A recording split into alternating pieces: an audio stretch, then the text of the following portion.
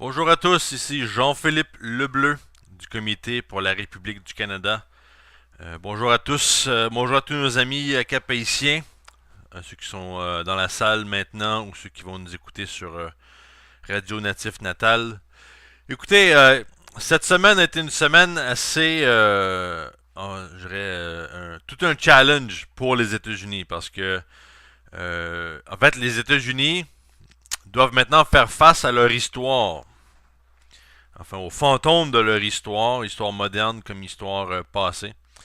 Et les États-Unis, en fait, sont une république constitutionnelle.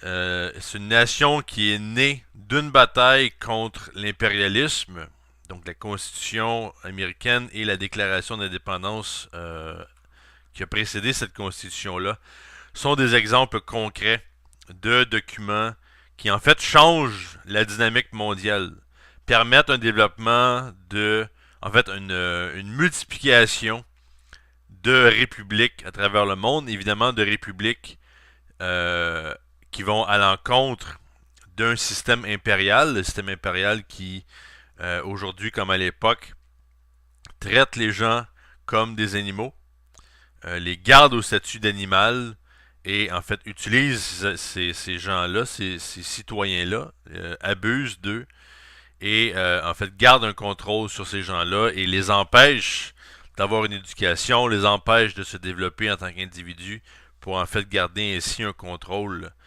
impérial sur en fait des millions, voire des centaines de millions de personnes. Et ce qui s'est passé cette semaine et ce dont je voulais parler avec vous, c'est en fait plusieurs choses, mais le fait que les États-Unis, après 14 ans de régime pratiquement totalitaire, c'est-à-dire deux mandats de George Bush Jr., qui ont commencé là, en l'an 2000, en fait de début 2001, et par la suite, deux mandats de Barack Obama. Donc, en fait, cette cette tradition impériale très très précise. Donc la famille Bush qui est active en fait depuis bien avant George Bush Jr. On parle même en fait on peut retourner jusqu'au grand-père de George Bush Jr. On est nommé Prescott Bush. Mais même avant ça, le père de Prescott Bush, qui était en fait le beau-père plutôt, qui était un certain George Herbert Walker. Et on va parler justement de ça dans notre émission. On va parler de cette tradition impériale aux États-Unis, qui est en fait personnifiée par la famille Bush à plusieurs égards, mais aussi par évidemment des pantins comme Barack Obama. Obama évidemment qui sort un peu de nulle part pour plusieurs, mais qui en fait représente depuis son séjour à la présidence depuis 2008, représente une tradition impériale dans le même sens que celle de la famille Bush. Donc, il y a cet aspect-là, et cet aspect-là, il faut en parler. Pourquoi? Parce que cette semaine, il y a eu deux événements importants dont on va parler. Premièrement, la sortie d'un rapport par le comité sénatorial sur le renseignement aux États-Unis, présidé par une sénatrice de la Californie, Madame Dianne Feinstein, qui a publié en fait un rapport de plusieurs milliers de pages et un résumé condensé là, de 500 pages sur en fait les pratiques de torture commises par l'administration Bush sous la direction évidemment du vice-président Dick Cheney, qui est en fait le véritable problème à ce moment-là. Euh, donc, une étude sur les pratiques de torture, certains d'entre vous se rappellent par exemple de prisons fameuses comme la prison de Guantanamo Bay, dans laquelle il a été révélé, là, en fait, il y a eu plusieurs photos assez choquantes dans les années 2003-2004 qui étaient ressorties de torture en fait de musulmans, surtout de gens du monde arabe, qui ont été torturés pour supposément là, aller chercher des renseignements pour trouver les coupables du 11 septembre. Euh, donc, il y a cet aspect-là qui est très important. Et le deuxième aspect, c'est en fait l'annonce par Jeb Bush, donc le frère, le jeune frère de George Bush Jr. Donc, son annonce qu'il va maintenant étudier la possibilité de se présenter comme candidat présidentiel pour 2016. Donc, en fait, deux événements très importants dont il faut regarder un peu plus l'implication, le sens justement de ces deux événements-là et comment, en fait, ce que disait M. Lyndon LaRouche récemment, c'est qu'il faut absolument que les États-Unis sortent de la logique du 11 septembre. Donc, sortir de l'ère post-11 septembre, qui était une ère de guerre, qui était une ère durant laquelle les États-Unis sont devenus un muscle pour, en fait, le muscle militaire pour la création d'un empire à caractère britannique. Et évidemment, tout ce qui s'ensuit, c'est-à-dire toute la déstabilisation militaire à travers le monde, autant dans le Proche-Orient qu'autour de la Russie, autour de la Chine, des menaces qui sont très concrètes et qu'il va falloir exposer, évidemment, pour éviter un danger de guerre mondiale. Parce que, disons, pour dire, avant de rentrer dans le vif du sujet, récemment, en fait jeudi dernier, Vladimir Poutine a tenu une conférence de presse qu'il tient à chaque année, qui a été faite où dans l'assistance, on avait plus de 1200 Russes et aussi on avait des journalistes de l'étranger. Et la journée avant cette conférence de presse-là, M. Poutine avait parlé avec le président français, François Hollande, avait parlé aussi avec la chancelière allemande Angela Merkel et le président ukrainien Poroshenko pour en fait discuter justement de la situation dans l'Ukraine de l'Est et en fait amener une solution à tout ça. Et donc durant sa conférence de presse, M. Poutine a répondu en fait à plus de 3 heures de questions. Donc une conférence de presse très exhaustive dans laquelle Vladimir Poutine a vraiment discuté à la manière d'un chef d'État qui se trouve face à une guerre. Donc, il a parlé justement que, dans le fond, ce à quoi faisait face la Russie, ce n'était pas simplement une rétaliation ou une punition face aux actes russes envers l'Ukraine, par exemple, concernant par exemple l'annexation de la Crimée à la Russie.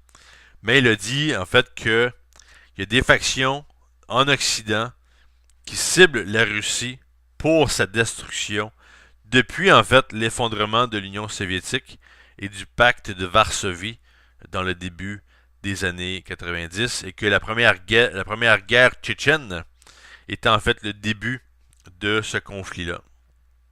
Et évidemment, M. Larouche a dit, ben, Vladimir Poutine n'a pas tort. En fait, il a très raison de dire ça.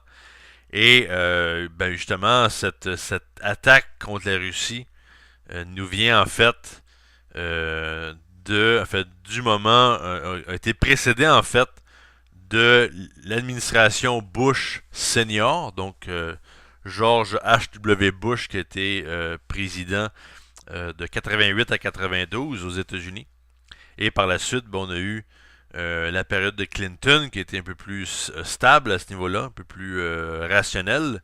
Et mais après ça, on a eu deux mandats de George Bush Jr. et par la suite deux mandats de Barack Obama.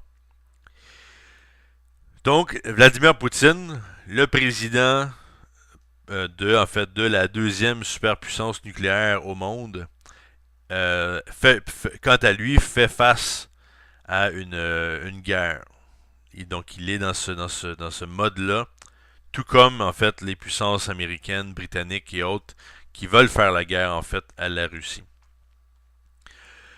Donc, qu'est-ce que les États-Unis ont à faire dans pareille situation? Bien évidemment, comme on disait, c'est de faire face à leur histoire. Et leur histoire est une histoire, en fait, une histoire qui peut ressembler à celle de plusieurs autres républiques dans le monde. Mais les États-Unis sont la première république et aussi la république la plus puissante actuellement. Et si les États-Unis décident d'aller dans la bonne direction, décident en fait de laisser tomber cette logique de guerre, de mettre un terme avec leurs démons du passé, de mettre un terme à des politiques de torture et de protection de ceux qui ont commis cette torture-là, là, le monde aura une chance de survie. On aura une chance d'empêcher un conflit nucléaire mondial et on pourra en fait se joindre en fait, au reste des populations mondiales qui tentent, notamment comme la Chine et l'Inde, en fait de relancer une véritable renaissance économique à travers le monde. Ok, donc touchons sur la question en fait de ce rapport de torture-là. Parce qu'en fait, le rapport sur la torture, en fait un rapport qui a pris, on parle d'environ 7 années d'études sur en fait les tortures qui ont été commises à l'époque, on parle entre 2002 et 2009. Donc le rapport qui est sorti maintenant. Et beaucoup de gens ont en fait attaqué Madame Feinstein comme étant en fait comme publiant en fait un rapport qui allait donner en fait, des informations qui pourraient mettre la vie de certains membres des États-Unis en danger, notamment des gens qui font de l'espionnage, des choses comme ça. Et aussi, en fait, quand on va démontrer en fait ce que les États-Unis ont fait comme torture, comme geste en fait horrible contre d'autres êtres humains, ce qui pourrait amener en fait d'autres personnes, comme des groupes terroristes, etc., à utiliser ces arguments-là pour dire voici, nous devons faire la guerre aux États-Unis. Mais en fait, ça c'est rien de nouveau. Les factions terroristes islamistes qui veulent faire la guerre aux États-Unis, ça, ils n'ont pas commencé hier. Donc, ils vont utiliser n'importe quel argument pour promouvoir ces choses-là. Mais comme on va le voir, en fait, la logique de terrorisme en fait, qui est le sujet de prédilection depuis le 11 septembre est en fait un sujet concocté de toutes pièces. Et si on veut arrêter le terrorisme, c'est très faisable, mais ce ne sera pas avec les manières utilisées actuellement. Donc, le rapport, en fait, sur la torture est un rapport de 6700 pages avec plus de 38 000 notes de bas de page, ce qui est énorme. Et il y a un rapport, comme on disait, d'environ 500 pages qui circule là, au niveau du Congrès, au niveau du Sénat, pour rendre les choses claires. Et Mme Feinstein avait dit, lors de la publication de ce rapport-là, elle avait dit que l'histoire jugera les États-Unis selon leur dévouement pour la création d'une société juste, gouvernée par la loi, et la volonté du peuple américain de faire face à l'horrible vérité et de dire plus jamais. On se rappelle, le terme plus jamais va être un terme plus, en fait, popularisé à la fin de la Deuxième Guerre mondiale, après évidemment le tribunal de Nuremberg qui avait exposé les horreurs, les horreurs en fait de l'euthanasie des docteurs nazis et de leur rôle sur justement en fait sur la population juive allemande de l'époque. Donc évidemment des horreurs, les horreurs nazies qu'on pensait ne jamais revoir, en fait on les a revues au début de l'an 2000 et cette fois-ci aux États-Unis. Donc le problème nazi, comme on va le voir, n'a jamais été vraiment...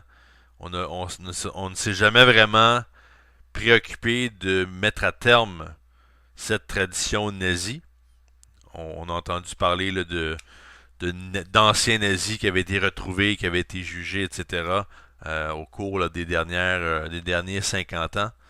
Mais on ne parle pas de ça ici. On parle en fait d'une tradition impériale qui s'est vue renaître aux États-Unis et qui est toujours active dans le Commonwealth britannique, comme le Canada et l'Angleterre, en fait la Grande-Bretagne. Et donc le rapport et en fait la réaction du gouvernement américain par rapport à ce rapport-là va nous donner un peu le sens là, à savoir si les Américains vont prendre la bonne direction en fait, de ne plus, en fait, de faire sûr que les politiques de torture ne seront jamais plus utilisées aux États-Unis ou ailleurs dans le monde.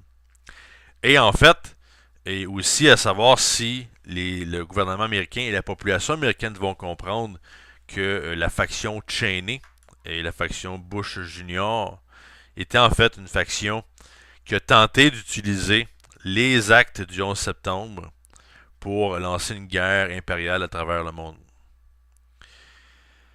Donc, dans cette condition-là, le fait que Jeb Bush, l'ancien sénateur de la Floride, vise en fait à étudier la possibilité de prendre part à la course présidentielle de 2016, c'est très inquiétant. Et pour bien comprendre en fait ce problème-là, il faut regarder en fait avant le 11 septembre qu'est-ce qui se passait aux États-Unis. Donc une des choses qui a été dite avant le 11 septembre, on parle par exemple de janvier 2001. En janvier 2001, M. Lyndon LaRouche, donc l'économiste américain, avait donné une présentation en Allemagne, donc plus précisément le 3 janvier 2001, donc 9 mois avant les actes du 11 septembre, durant laquelle M. LaRouche avait dit, et je cite, vous allez vous retrouver avec quelque chose qui ressemble à un régime nazi. Vous allez avoir une administration Bush qui va tenter de créer des conditions de crise et donc de tenter de gérer la crise avec un type de guerre spéciale, avec un type de gouvernement secret, avec des équipes policières secrètes, etc., qui vont en fait créer des provocations qui seront utilisées pour amener le pouvoir dictatorial au nom de la gérance de la crise. En fait, une dictature pour gérer une crise concoctée de toutes pièces. Vous aurez de petites guerres qui seront démarrées dans plusieurs parties du monde et que l'administration Bush auquel l'administration Bush va tenter de répondre avec justement cette méthode de provocation de gérance de crise. Voilà ce que vous allez avoir et c'est ça qui est le problème et vous devez y faire face. Donc ça c'est janvier 2001, donc bien avant le 11 septembre, à un moment où en fait le monde entier était dans un grand débat sur la mondialisation. Il y avait des manifestations contre la mondialisation un peu partout dans le monde, notamment au Canada, en Italie, à Seattle quelques années auparavant. Donc, M. Larouche avait averti le gouvernement américain, avait averti la population américaine, les Européens en même temps, sur ce qu'allait s'en venir. Et comment M. Larouche savait-il? Ben c'est pas parce qu'il y avait une espèce d'information secrète ou qu'il y avait un contact à l'intérieur du gouvernement américain qui lui a tout dit ça. Mais M. Larouche était très au courant et le mouvement Larouche a publié beaucoup de documents là-dessus sur en fait le caractère nazi de l'administration Bush, qui était en fait visible pour plusieurs. Si vous aviez le goût de regarder, si vous ne vouliez pas regarder, ben vous ne l'avez pas vu.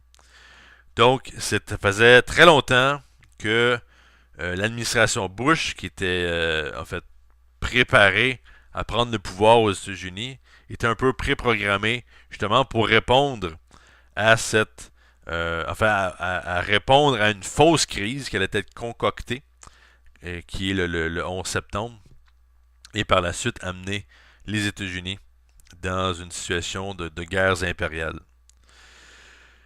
Donc, si on revient un peu avant la déclaration de M. Larouche, on a eu ce qu'on appelait en fait un manifeste néoconservateurs. Certains d'entre vous se rappellent que la faction Cheney-Bush, avec Paul Wolfowitz, avec Richard Pearl, Donald Rumsfeld, donc les gens pro-guerre, mais plus que pro-guerre, vraiment ce qu'on appelle aussi des Straussiens, donc des gens qui sont dans la tradition du philosophe et politicien Léo Strauss, qui est en fait un penseur nazi allemand. Donc ces gens-là, on référait à eux comme étant des néoconservateurs. Donc, le rapport ou le manifeste néoconservateur aux États-Unis, aussi intitulé en anglais Roadmap to a New British American Empire. En fait, ce rapport-là, cette déclaration de principe, c'est ça qui a amené un autre document intitulé Project for a New American Century. Donc, projet pour un nouveau siècle américain, ou l'acronyme le PNAC. Donc, et en fait, quand on parlait de Jeb Bush tantôt, qui veut se présenter à la présidence, eh bien justement, un des membres fondateurs du PNAC était Jeb Bush, avec aussi tout un autre groupe de néoconservateurs qui allaient devenir par la suite les premiers justificateurs de la guerre en Afghanistan et de la fameuse guerre en Irak avec les Tony Blair, Donald Rumsfeld, évidemment George Bush Jr. et Dick Cheney. Très important, Dick Cheney, parce que à l'époque de cette administration-là, le mouvement Larouche se battait pour non pas la destitution de George Bush Jr. au début, mais celle de Dick Cheney.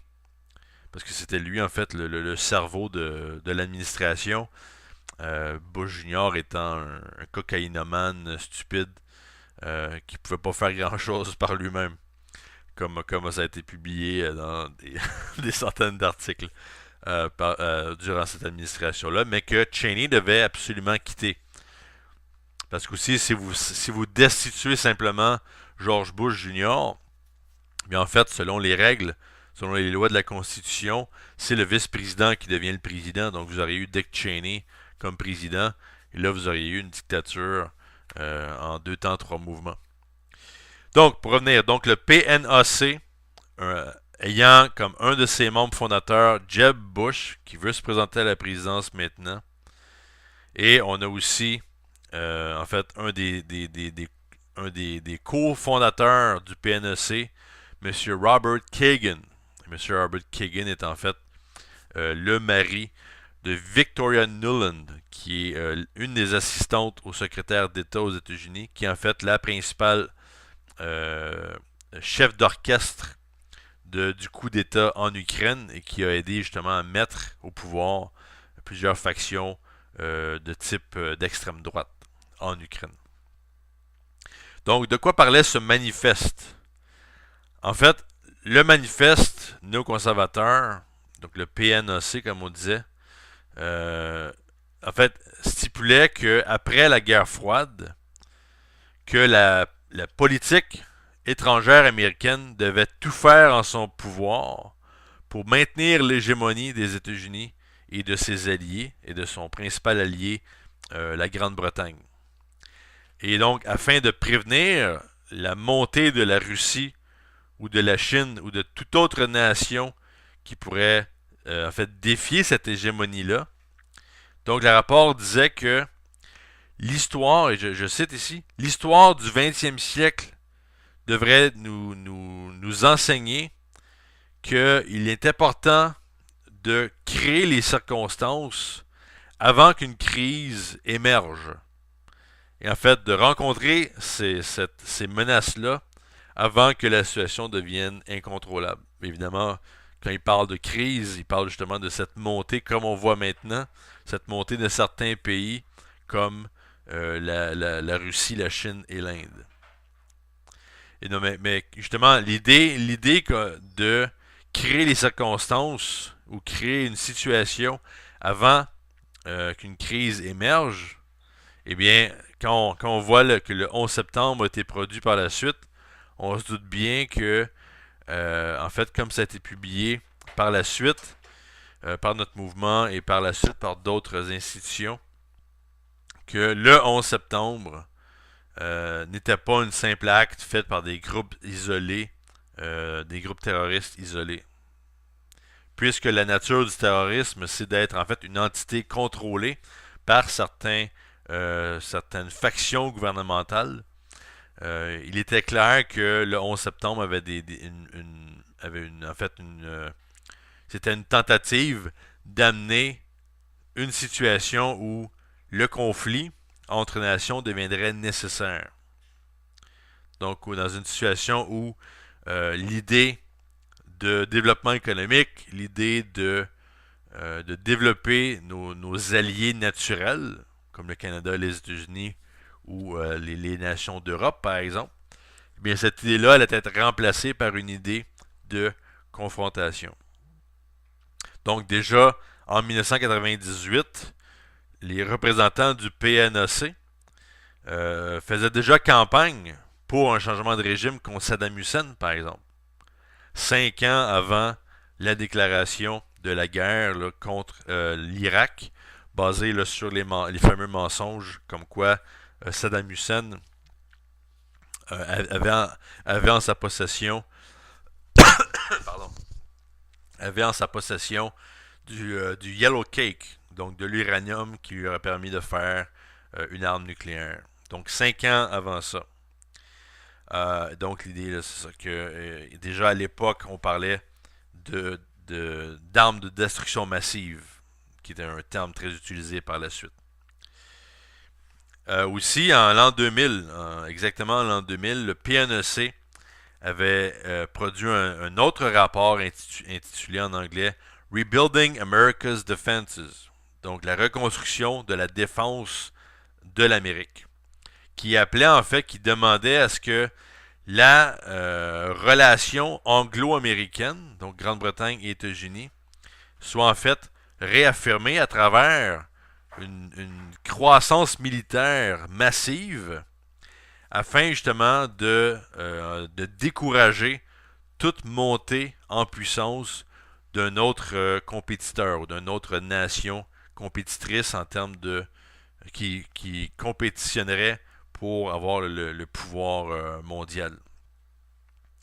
Et le rapport de l'an 2000, le rapport là, Rebuilding America's Defenses, appelait à l'encerclement de la Chine.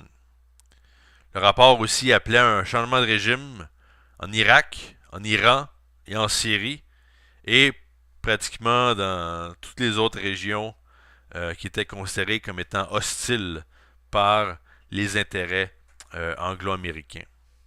Et finalement, ce même rapport-là demandait en fait à consolider la victoire de la guerre froide en Europe avec la création d'une Europe qu'on appelait une Europe entière et libre de la Baltique jusqu'à la mer Noire. En fait, cette idée d'Europe entière et libre, c'est en fait ce qu'on voit aujourd'hui avec les révolutions colorées qu'on a vues en Ukraine, qu'on voit maintenant surtout en Ukraine, et près de la frontière russe dans plusieurs autres nations. Et rappelez-vous, tantôt on parlait de Robert Kagan, qui est maintenant le mari de Victoria Nuland. Donc il y a un lien direct avec les révolutions colorées et la tentative de déstabiliser et de renverser la Russie. Donc un rapport très important ici. Et de plus, quelque chose qui est important à noter, parce qu'il faut regarder un peu la philosophie de cet appareil néoconservateur. Donc, Robert Kagan par exemple, a attaqué de manière explicite l'ancien président américain John Quincy Adams. Parce que John Quincy Adams, lui, disait que le rôle des États-Unis n'était pas d'aller outre-mer et d'aller chercher des monstres à détruire. Qui est en fait une bonne idée pour dire que les États-Unis, ce n'est pas une nation qui est là pour étendre son pouvoir impérial. Donc, Robert Kagan disait, lui, il dit, ben pourquoi pas aller outre-mer à la recherche de monstres à détruire? Parce que les États-Unis ont le pouvoir de contenir et de détruire plusieurs monstres euh, de la planète, les monstres du monde, et justement une politique où l'on s'assit sur une colline et on ne fait que prêcher par l'exemple. En fait, c'est une pratique de peureux et une pratique déshonorante. Ça, c'est les mots de Robert Kagan. Donc, l'idée est déjà de dire il faut intervenir ailleurs, sinon on est une espèce de couard qui n'a pas de trip. Donc, évidemment, ça, c'est. On parle déjà du début, en fait, d'une politique impériale de changement de régime et de guerre perpétuelle où on attaque, où en fait on se trouve un ennemi différent à tous les 5 minutes, comme on est en train de voir avec la Russie, la Syrie, la Libye, l'Irak, l'Afghanistan, en fait tout ce qu'on a connu là, dans les dernières années. Une des choses peut-être les plus épeurantes dans ce rapport, ce rapport Rebuild America's Defenses, qui a été écrit en fait un an avant le 11 septembre, et que le rapport admet que en fait le développement militaire et l'encerclement de la Russie et la Chine prendrait beaucoup de temps à accomplir dans des circonstances pacifiques ordinaires. Et qu'en fait, il nous faudrait un espèce d'événement Pearl Harbor. Donc un événement catastrophique et catalyseur de type Pearl Harbor. Et l'événement Pearl Harbor, c'est, comme certains d'entre vous le savent, c'est l'événement qui a amené les États-Unis, en fait, dans la Deuxième Guerre mondiale. C'était l'attaque des Japonais sur le port Pearl Harbor. Et par la suite, les États-Unis sont embarqués dans la Deuxième Guerre mondiale. Et tout le monde voulait joindre l'armée. Donc, il y a eu un effet catalyseur.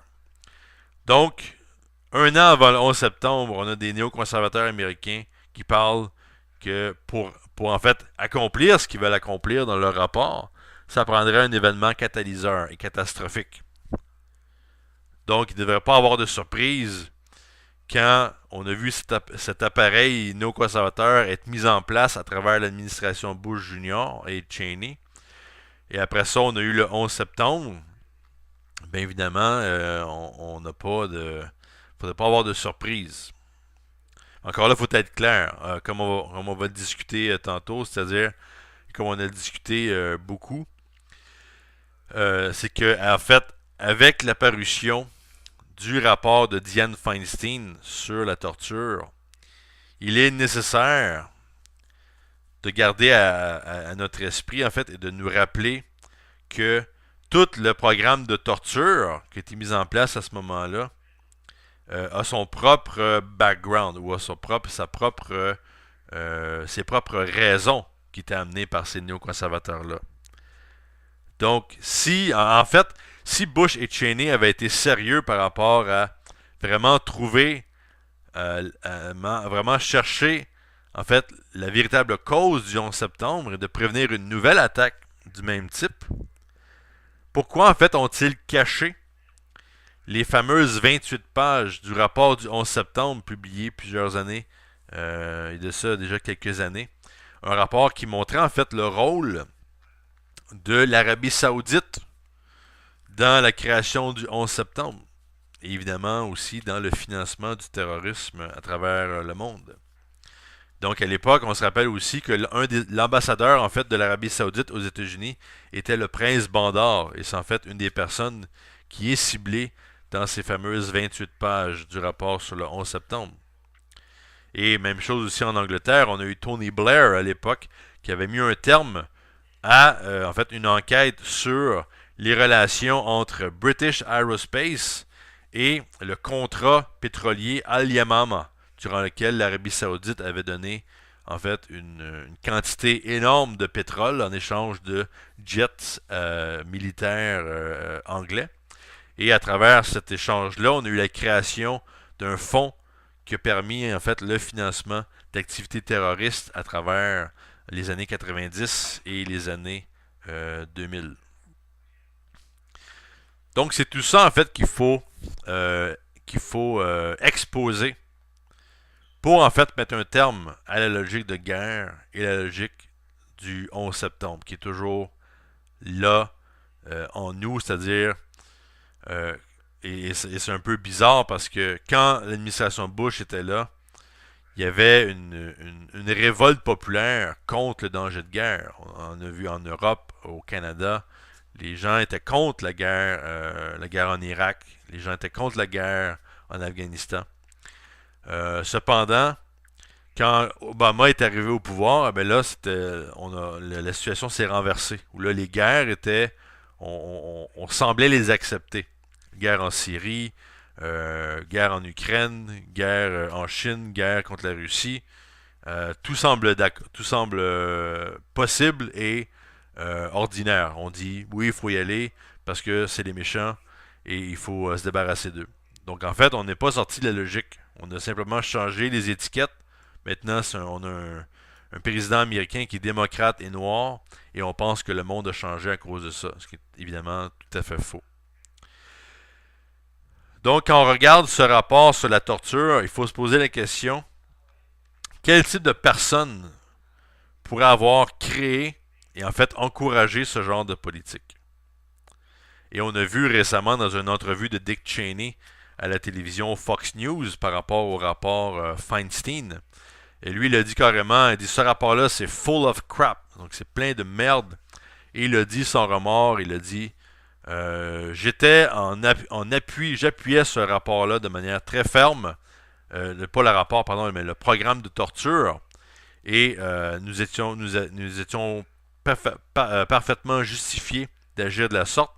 Et je referais ce que j'ai fait sans hésitation. Donc, une pareille déclaration de Dick Cheney est évidemment c'est très graphique quand il dit qu'il croyait fortement que la fin justifiait les moyens, donc la torture pour ramasser des informations. Donc cette déclaration-là de Cheney, en fait, est est en fait une déclaration directe de l'idéologie fasciste du philosophe et politicien Leo Strauss, donc un philosophe allemand actif durant l'époque nazie et qui est devenu par la suite un professeur dans une des universités aux États-Unis. Euh, donc Leo Strauss est en fait un peu le mentor intellectuel de l'appareil néoconservateur. On avait documenté à l'époque dans un livre intitulé Les enfants de Satan, en fait, qui était trois pamphlets qu'on avait distribués massivement aux États-Unis pour démontrer, en fait, cette faction qui croit. Donc, on n'a pas simplement à faire une faction pro-guerre qui veut faire de l'argent avec la guerre, loin de là. On a des gens qui croient, en fait, à une logique hobbesienne de, en fait, l'homme contre tous.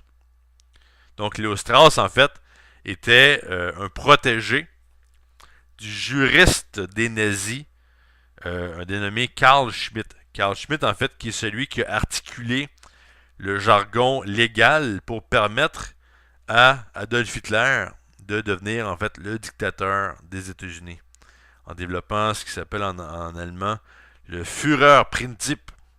Donc, en fait, qui est l'idée que, en temps de crise, il faut donner les pleins pouvoirs à une seule personne qui doit gérer la crise, parce que sinon, en temps de crise, le gouvernement n'est pas fonctionnel et ne peut pas agir avec la liberté qu'il devrait avoir.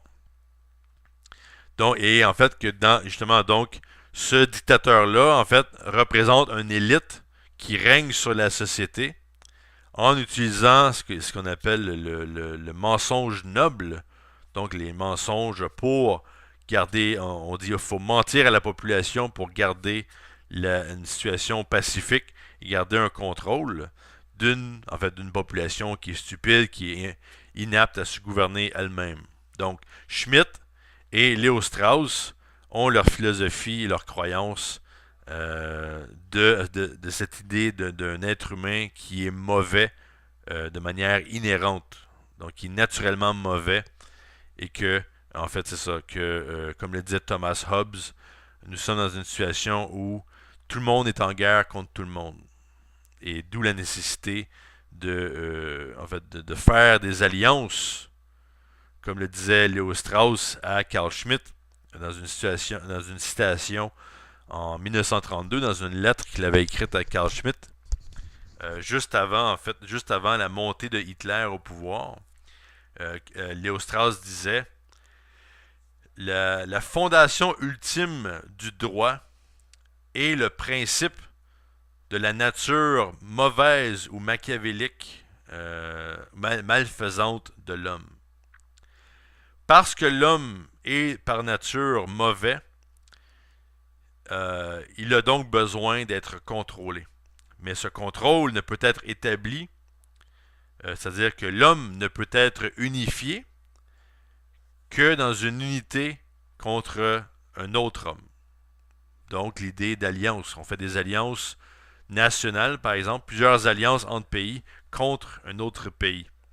Mais Hobbes et Strauss et Schmitt vont jusqu'à dire que c'est pas juste les nations, c'est l'être humain lui-même. Tout être humain, en fait, assure son unité, son progrès à travers l'unité contre une autre personne.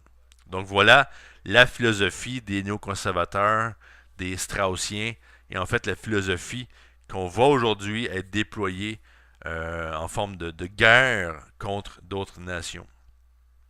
Et Schmitt aussi, bien évidemment, croyait que le fameux traité de Westphalie, donc le traité de 1648 sur l'avantage de l'autre, pour en fait changer la logique mondiale, était un traité, selon Schmitt, qui avait été nullifié, qui avait été annulé après la Première Guerre mondiale, selon lui, et que là, le droit international n'était en fait que devenu qu'une bataille pour la préservation du pouvoir d'un État contre un autre. Donc on a vraiment tout changé. Et si ça vous semble familier, eh bien, il y a une des citations, je vais vous donner une citation justement du rapport du PNAC, donc le Project for New American Century, dont on parlait au début. La citation va comme suit. Le rapport dit, le but d'une Amérique, le but d'une politique étrangère américaine après la guerre froide doit être de décourager la montée de notre compétiteur pour le rôle de superpuissance. Donc la Chine, la Russie, etc. Donc la fin justifie les moyens, incluant les changements de régime, coups d'État, révolution colorée, etc. Et même une guerre nucléaire préventive. Donc voilà l'argument qui a été utilisé pour justifier la guerre en Irak, qui a été utilisé contre Saddam Hussein, et avec toutes ces histoires, les mensonges sur les armes de destruction massive à l'époque, etc. Et des gens comme Cheney et Tony Blair savaient pertinemment qu'ils mentaient à tout le monde pour justifier cette guerre-là. Et je voudrais terminer, évidemment, il faut toucher à la question de Jeb Bush et la famille de Jeb Bush, donc la famille Bush aux États-Unis depuis plusieurs générations, et leur rôle, en fait, dans cette situation-là. Donc, quand M. Larouche parlait, en fait, de la qualité nazie, de l'aspect nazi dans la famille Bush, c'est pas simplement une exagération où M. Larouche n'essayait pas de simplement créer des remous. On parle vraiment de gens, d'une famille qui a aidé, en fait, à mettre les nazis au pouvoir à l'époque. Carrément. Donc, il faut, en fait, absolument empêcher Jeb Bush de se retrouver à la présidence, parce qu'on va avoir, en fait, un retour, ou ce qu'on pourrait appeler plutôt une continuation de la politique des néoconservateurs, donc la politique de guerre aux États-Unis pour encore plusieurs années. Ce qui à un point va nous mener à une guerre nucléaire avec la Russie, ça, il n'y a pas de doute. Mais quand on regarde dans les faits, historiques, en fait, si on prend Prescott Bush, donc le grand-père de George W. Bush Jr. et le grand-père aussi de Jeb Bush, qui était en fait le beau-fils de George Herbert Walker. Et George Herbert Walker, pour donner une idée, George Bush Senior, donc le père de George Bush Junior, son nom c'est George H.W. Bush. Donc son nom c'est George Herbert Walker Bush, nommé justement pour son grand-père à lui, qui est George Herbert Walker. Et George Herbert Walker, ce qu'il a fait immédiatement après la Première Guerre mondiale, a été de créer en fait une banque basée à Wall Street qui s'appelait Harriman Co.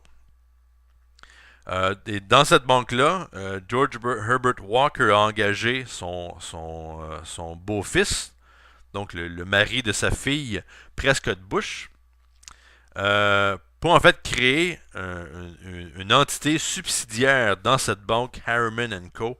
qui s'appelait UBC, Union Banking Corporation. Et la seule raison d'existence pour la UBC, la Union Banking Corp, était en fait pour gérer l'argent, en fait les comptes financiers d'un certain Fritz Thyssen. Donc un Allemand bien connu aux États-Unis et en Allemagne. Et en fait, la UBC n'avait qu'un seul client, c'était Fritz Thyssen.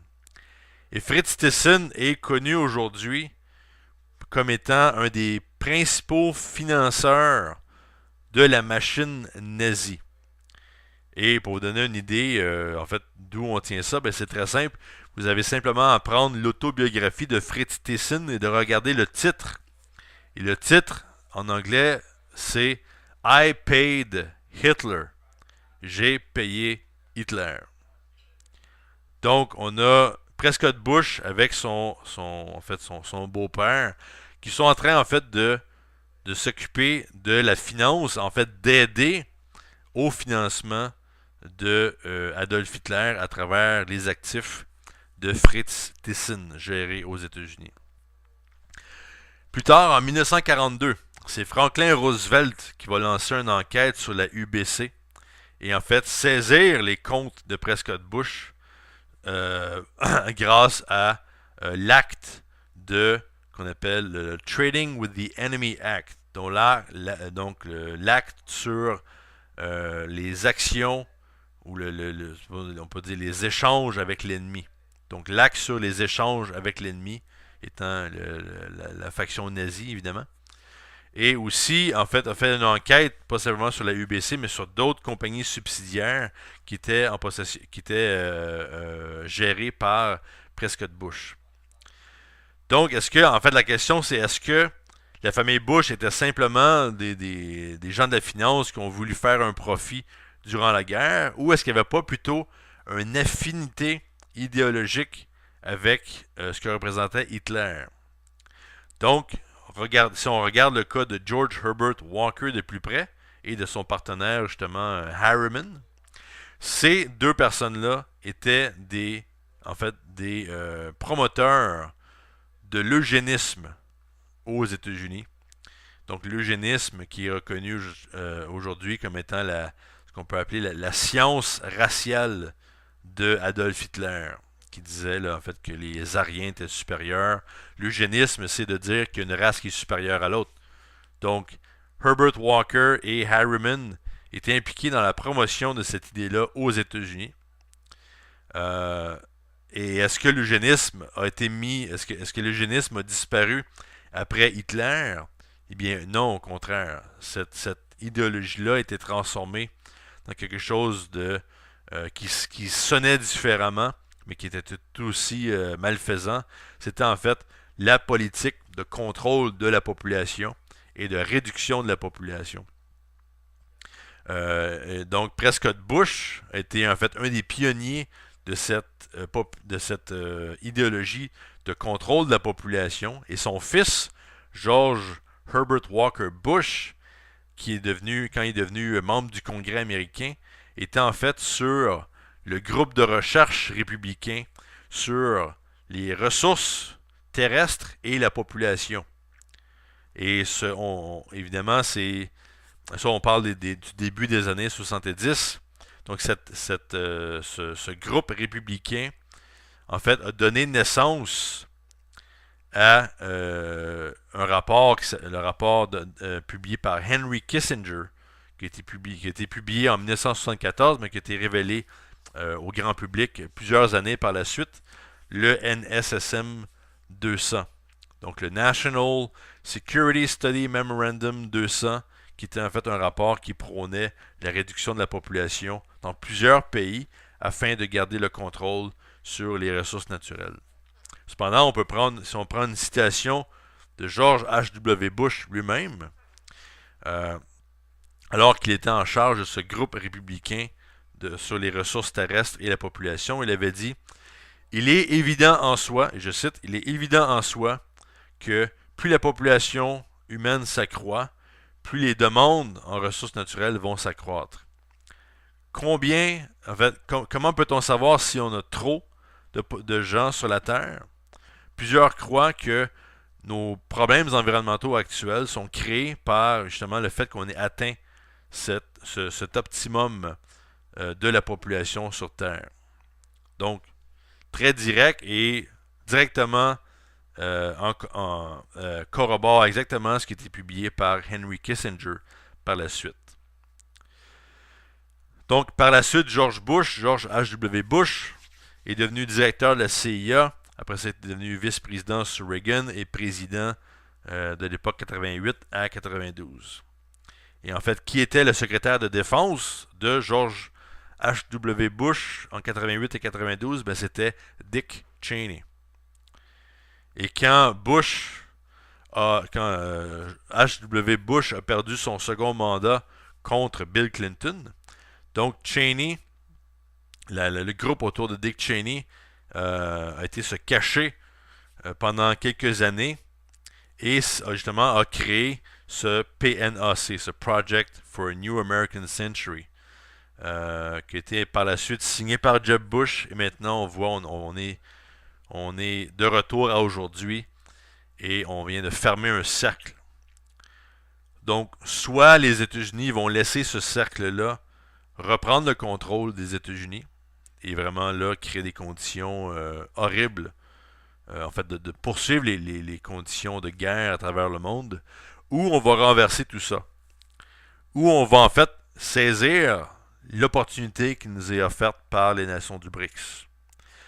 À Cap-Haïtien, durant la fin de semaine dernière, on a réussi à distribuer 2000 tracts, en fait 2000 extraits de la pétition qu'on fait signer par des politiciens prominents qui demandent en fait à l'Europe et aux États-Unis de faire preuve de courage et de joindre la mobilisation du BRICS. Donc le BRICS, c'est un acronyme pour le Brésil, la Russie, l'Inde et la Chine et l'Afrique du Sud. Donc de joindre cette mobilisation-là pour, non pas simplement pour le développement économique, pas simplement pour le développement, la création d'emplois, des choses comme ça, mais mettre un terme à une logique impériale qui trop souvent change de nom, change d'allure et berne toujours la population. Et c'est ça le problème. C'est qu'il faut vraiment reconnaître des principes qui sont des principes impériaux et remplacer ces principes par d'autres principes. Quand Bush faisait la guerre, au début, les gens étaient d'accord, c'était le 11 septembre, tout le monde a suivi la propagande. Par la suite, on a eu une opposition populaire à ces guerres-là.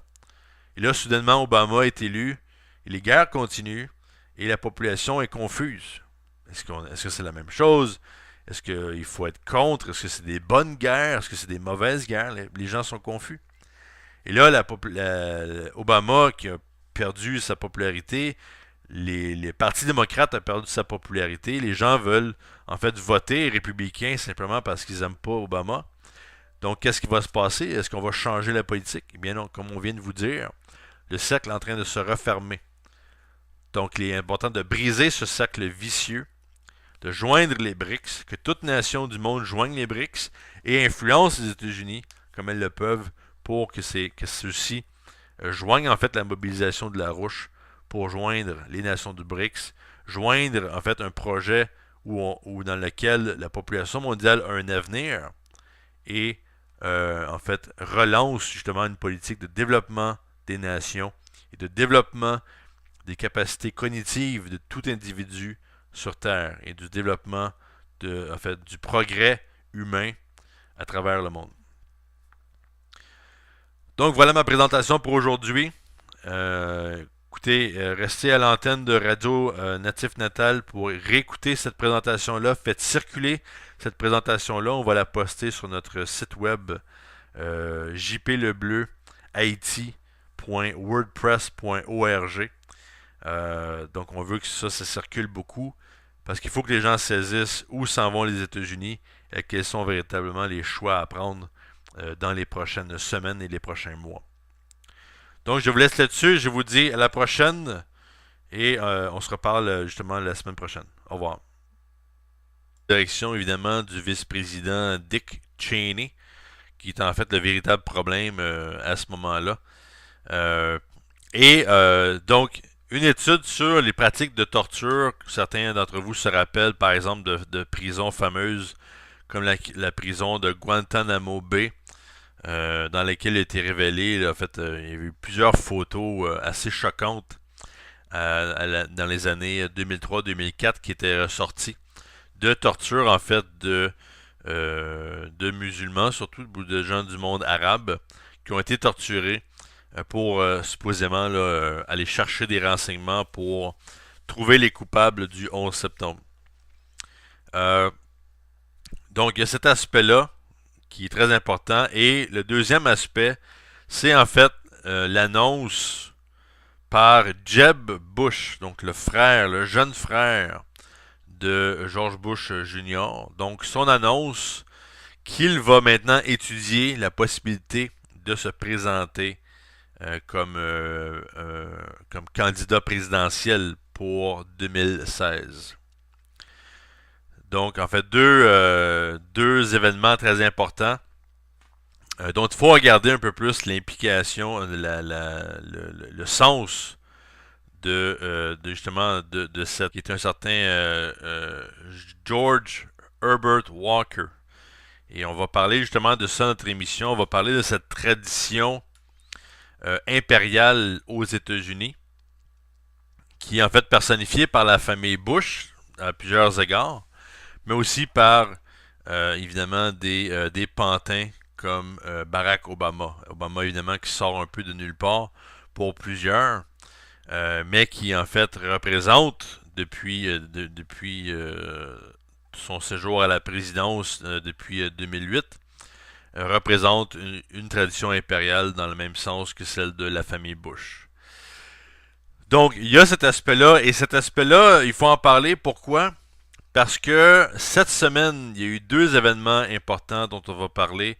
Premièrement, la sortie d'un rapport par le comité sénatorial sur le renseignement aux États-Unis, présidé par une sénatrice de la Californie, Madame Dianne Feinstein, qui a publié en fait un rapport de plusieurs milliers de pages et un résumé condensé là, de 500 pages sur en fait les pratiques de torture commises par l'administration Bush sous la dite de ces deux événements-là, et comment en fait ce que disait M. Lyndon LaRouche récemment, c'est qu'il faut absolument que les États-Unis sortent de la logique du 11 septembre. Donc sortir de l'ère post-11 septembre, qui était une ère de guerre, qui était une ère durant laquelle les États-Unis sont devenus un muscle pour, en fait, le muscle militaire pour la création d'un empire à caractère britannique. Et évidemment, tout ce qui s'ensuit, c'est-à-dire toute la déstabilisation militaire à travers le monde, autant dans le Proche-Orient qu'autour de la Russie, autour de la Chine. Des menaces qui sont très concrètes et qu'il va falloir exposer, évidemment, pour éviter un danger de guerre mondiale. Parce que, disons, pour dire, avant de rentrer dans le vif du sujet, récemment, en fait jeudi dernier, Vladimir Poutine a tenu une conférence de presse qui tient à chaque année, qui a été fait, où l'assistance, dans l'assistance, on avait plus de 1200 Russes et aussi on avait des journalistes de l'étranger. Et la journée avant cette conférence de presse-là, utilise ces gens-là, ces citoyens-là, abusent d'eux et en fait gardent un contrôle sur ces gens-là et les empêchent d'avoir une éducation, les empêchent de se développer en tant qu'individu pour en fait garder ainsi un contrôle impérial sur en fait des millions, voire des centaines de millions de personnes. Et ce qui s'est passé cette semaine et ce dont je voulais parler avec vous, c'est en fait plusieurs choses, mais le fait que les États-Unis, après 14 ans de régime pratiquement totalitaire, c'est-à-dire deux mandats de George Bush Jr., qui ont commencé là, en l'an 2000, en fait de début 2001, et par la suite, deux mandats de Barack Obama. Donc, en fait, cette tradition impériale très très précise, donc la famille Bush qui est active en fait depuis bien avant George Bush Jr. On parle même en fait on peut retourner jusqu'au grand-père de George Bush Jr. On est nommé Prescott Bush. Mais même avant ça, le père de Prescott Bush, qui était en fait le beau-père plutôt. Bonjour à tous, ici Jean-Philippe Lebleu du Comité pour la République du Canada. Bonjour à tous, bonjour à tous nos amis cap-haïtiens, ceux qui sont dans la salle maintenant ou ceux qui vont nous écouter sur Radio Natif Natal. Écoutez, cette semaine a été une semaine assez, je dirais, tout un challenge pour les États-Unis parce que, en fait, les États-Unis doivent maintenant faire face à leur histoire. Enfin, aux fantômes de leur histoire moderne comme histoire passée. Et les États-Unis, en fait, sont une république constitutionnelle. C'est une nation qui est née d'une bataille contre l'impérialisme, donc la Constitution américaine et la Déclaration d'indépendance qui a précédé cette Constitution-là, sont des exemples concrets de documents qui en fait changent la dynamique mondiale, permettent un développement en fait une multiplication de républiques à travers le monde, évidemment de républiques qui vont à l'encontre d'un système impérial, le système impérial qui, aujourd'hui comme à l'époque, traite les gens comme des animaux, les garde au statut d'animal et en fait